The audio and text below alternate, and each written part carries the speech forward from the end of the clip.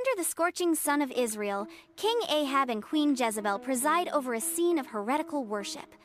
Golden idols gleam, symbols of the spiritual corruption that has poisoned the land. The people have turned their backs on God, seduced by the false promise of prosperity from Baal. In Ahab's grand palace, Elijah stands resolute, his voice echoing as he confronts the king. Elijah boldly challenges the 450 prophets of Baal to a trial of divine power on Mount Carmel. "Let us prove who is the true God through a trial by fire on Mount Carmel," Elijah declares, setting the stage for a fiery showdown. Ahab responds, "Though I doubt your God's power, I agree to this challenge," and the decree hangs heavy in the air. On Mount Carmel, the prophets of Baal gather, their movements frantic. Their voices escalate into a chaotic cry, bodies moving in a desperate dance. They clutch sharp stones, marking their skin in a frenzied plea, but silence prevails. Elijah stands alone, his face a mask of quiet disdain. Elijah speaks, his voice cutting through the frenzy.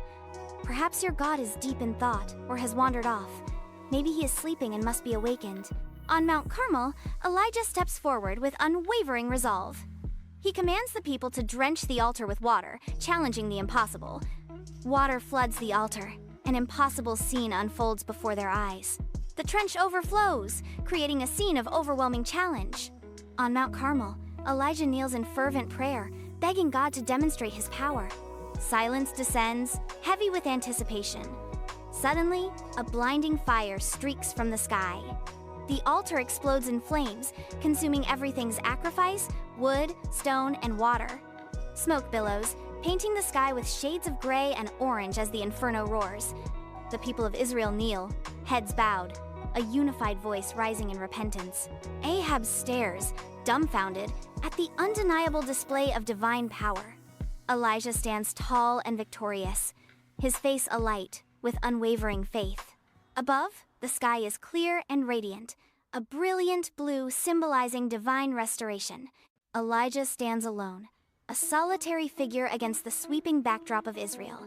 A powerful beam of light, seemingly of divine origin, descends upon Elijah, enveloping him in its radiant embrace.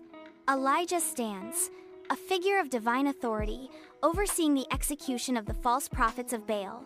The land, once marred by idolatry, is cleansed, signaling a return to divine favor.